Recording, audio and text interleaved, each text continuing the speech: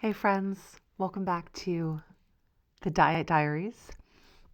Let's see, this is going to air on Monday. Is that February 2nd? Groundhog Day.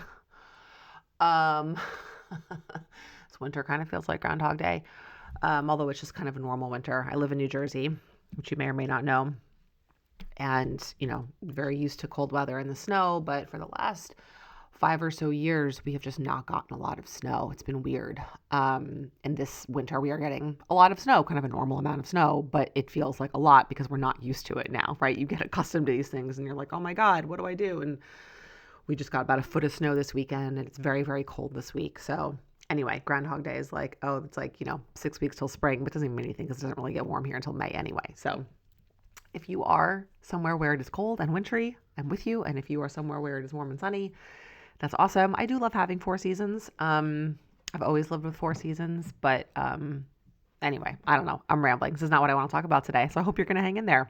Here is what I want to talk about today. And I've written about this a little bit in my weekly email and talked about it a little bit on social media, but the podcast is usually my favorite place to talk about things just because there's more time and space. And that's not to say I just want to take up space in hearing the sound of my own voice, but it just allows for more nuance and it allows for more context and it allows for more, I think, just time to process. And you process in a different way when you're listening to a podcast than when you are scrolling and you come across a reel. Your brain is just in a different place. So I'm hopeful that this will maybe hit a little bit deeper. And what I want to talk about is kind of like the copycat culture that we are living in right now. And the prevalence is not even the right word, dominance maybe, of like what I would also call maybe like link culture, right? Meaning if you follow an influencer, a creator, a stylist, whatever they want to call themselves, people are constantly posting links of products that they are either selling directly or recommend and that they then get like an affiliate payment through.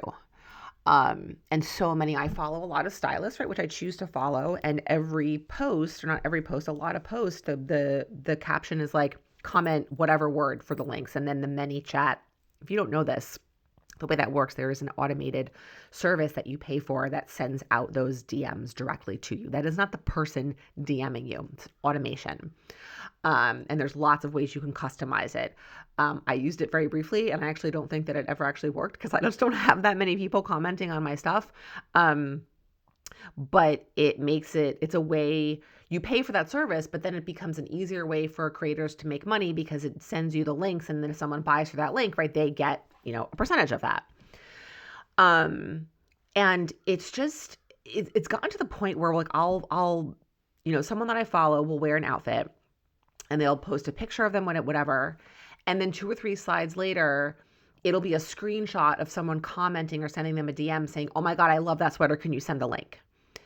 And I'm like, are there people out there who are like buying every single thing that they see a creator posting? I mean, it can't possibly be unless you're like ridiculously wealthy. But even if you're buying like a quarter of it, it's a little bit alarming and unsettling. And this is not a criticism.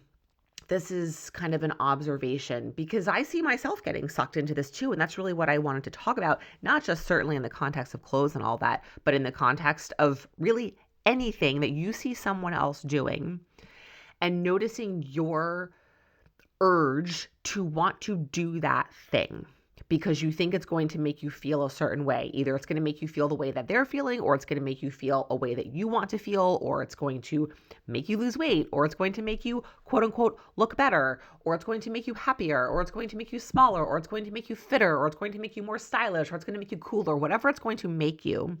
There's a belief that if I buy that thing that that person has, it will give me this end result. And what I will say is that most of the time, I think we all know that's not actually true. And what I have been talking about, what I wanted to share here, right, is kind of pausing and noticing our urge to do this and giving ourselves a way to respond to it, to kind of slow down and say, well, just slow your roll here, self. Like, why am I buying this thing? Do I need this? And asking myself this thing instead: how is this working for me? Right? So, great example. And I think I did a podcast episode about this, or I definitely talked about it. I had bought these pants. The brand is Ruti, R-U-T-I.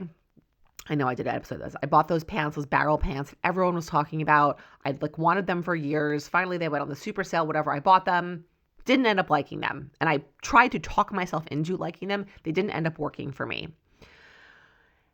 But it was totally this thing where I'm like, everybody loves these. I must need to love them too. There's something wrong with me. Why aren't they working for me? I have to love them. Everyone loves them. I need to love them too. That was basically caught in that trap. And then I'm like, oh my God, hold on a hot second here. How are they working for me? They weren't working for me. They did not fit my body. I was basically in between sizes. And they were not something that I was really going to pay to have altered. They did not work for me. And if I had just sat there and either forced myself to keep them, basically that's what I did. I kept them. I realized I was never wearing them. I was outside the return window. I did end up being able to sell them on Poshmark. Or I ripped myself apart saying, oh my God, there's something wrong with me. Everyone loves them. Why don't I love them? There must be something wrong with me. And this happens all the time, right? I talked about protein a couple weeks ago. It's like the same thing. I'm basically talking about the same thing as I talked about in that episode, right? All these people out there will tell you need to eat 140 grams, 160 grams, 180 grams, 100 grams. Well, yes, are there recommendations just like you need X amount of grams of like vitamin C a day so you don't get scurvy? Yes, there are. But with protein, there's definitely a lot more wiggle room. And it's like, how do you feel when you eat more protein? How do you feel when you eat less protein? How do you feel when you eat protein at every meal versus at one meal, right? How is it working for me? Instead of just doing what someone tells you to do and taking it at face value.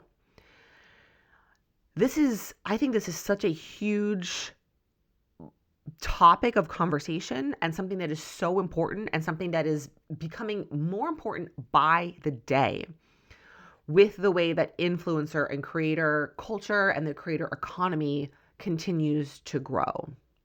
And creators are out there making a living. There are plenty of creators that I follow and I respect and I think are great and I have learned from and I have found things that I love through them.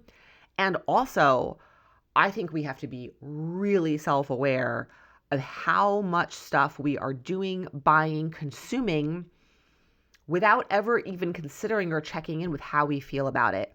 Or if we don't like that thing, we blame ourselves. We think there's something wrong with us because if everyone else loves this and this creator who I love, who is so cool and stylish and maybe even small and thin and pretty and all that, if she loves it, well then there must be something wrong with me if I don't love it. I know you have caught yourself in that trap before because I have. And I think it's a normal human response, but then we have to notice that response and we have to respond to that response in a way that aligns with our values and aligns with truly taking care of ourselves and protecting our own well-being and mental health, not ripping ourselves apart because we don't like the thing that this person online likes.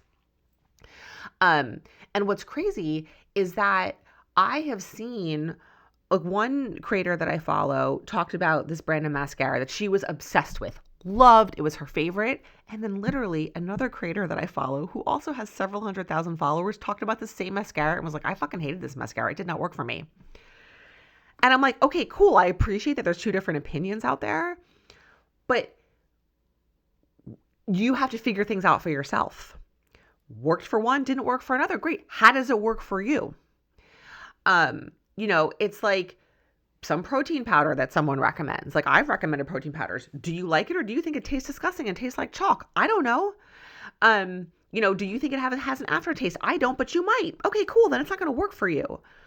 We are losing the ability to have our own opinions and to know what we think and feel about things because we are so almost like brainwashed and feel, I think, compelled to like or do something because we see this other person liking or doing something. And we think because they have all these followers that they know more than us, that they know more about us than we know about us, right? Like the only person who knows what you like and what feels good for you is you. But I feel like we're starting to let other people tell us what we like, what we should like, what we shouldn't like, what's cool, what's not cool. And we're forgetting how to check in and notice and pay attention.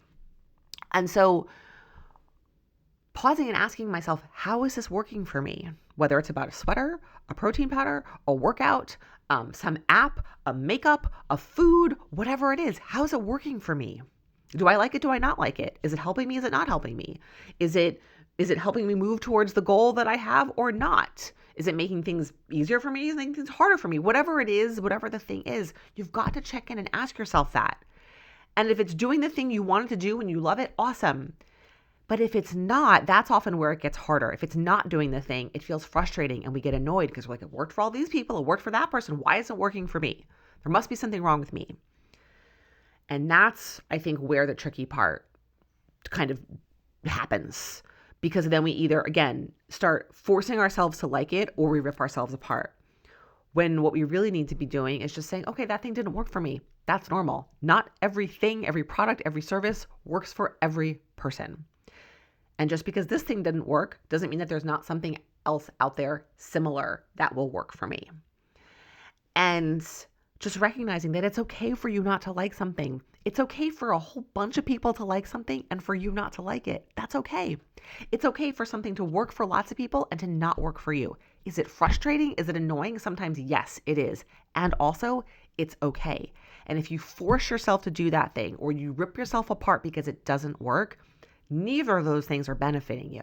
None of that is bringing you closer to where you want to go. What is going to bring you closer to where you want to go? Finding the thing that does work. And in the case very often with some of this, it's like you see a sweater, and I talked about this recently, right? You see a sweater that a stylist or an influencer creator, and sometimes I'm using those terms interchangeably, sometimes they're not interchangeable, whatever, you get my point. You see them when you're like, oh my God, it's so cute. I love that sweater. She's wearing that sweater. She looks phenomenal in it. If I buy that sweater, I'm going to look great. I'm going to feel great, right? You might not consciously be like seeing that play out, but that's basically what's happening, right? That's the story. She owns that thing. She likes that thing. She looks great. If I own that thing, I will look great. I will be happy, right? But we all know that's not how it works because we've all bought enough stuff and done enough things and still felt the way we felt before we bought the thing. But we keep doing it, right? Because we're humans and we haven't quite figured this out yet. But again, even if you do it, even if you buy the thing, how's this working for me? I bought this sweater that I loved and I was so excited about and I thought it was going to make me so happy. Did it make me happy? Well, maybe it did because maybe you love it and maybe you wear it all the time, in which case, awesome, great. And then maybe that feeling wore off. Or maybe you bought the sweater and you're like, it's just okay. It didn't actually make me happy. Okay, that's good information, right? How is this working for me? Every time we buy something that we think is going to make us happy or make us look better or make us more stylish, or even when you can take this to kind of even bigger places, right? If I lose weight, if I am smaller, I will be happier. I'll be more attractive. People will like me better. Well, how did that play out for you, right? I know lots of people, including folks on GLP-1s who have lost a whole bunch of weight and still don't like their bodies, still not happy, still not good enough. Because losing weight is not the magic bullet to making you like yourself. You have to actually do work in order to like yourself. You have to do work in order to feel okay in your body. Losing weight is not that work. In some cases, for some people, does it play a role? Yes. But is it the only thing? Fuck no. Not even. I wouldn't even say it's the number one thing. Because if you never do that work to like who you are and to accept your body, losing weight is not going to magically do that for you, right? Just like buying a sweater, buying a necklace, buying a pair of pants, going on a vacation, none of that stuff is going to do that for you unless you have already started to do that work on your own.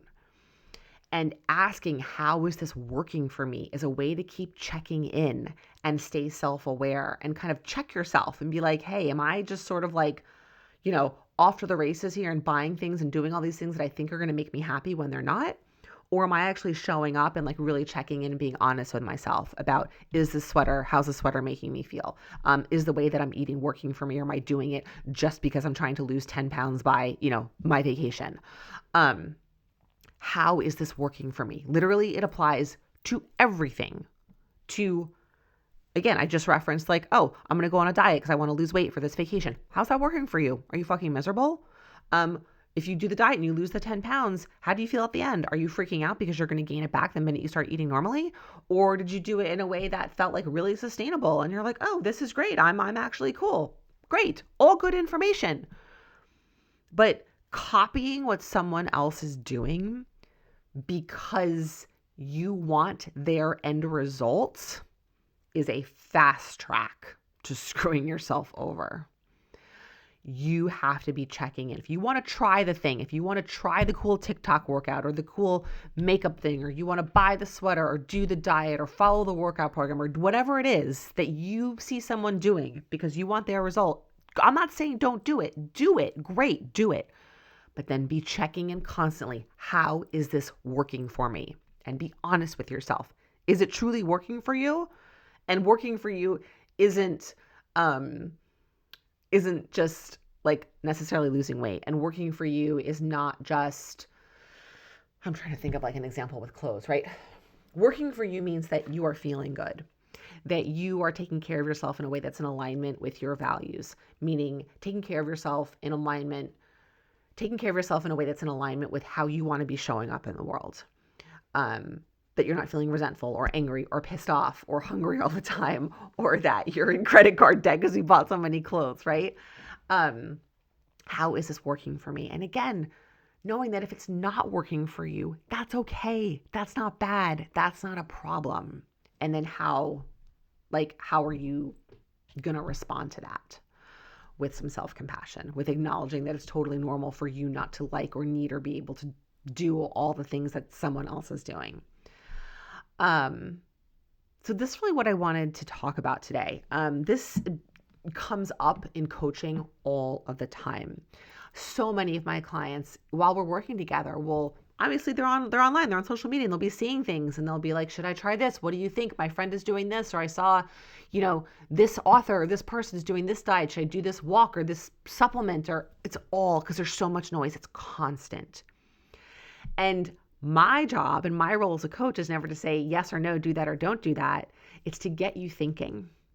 And in some cases, people have been like, yeah, I actually think that this is in alignment and is going to give me some good information. I'm curious. Or as we talk through it, they're like, oh my God, what am I thinking? Like, no, that doesn't make any sense. Like, I'm just looking for a quick fix with this.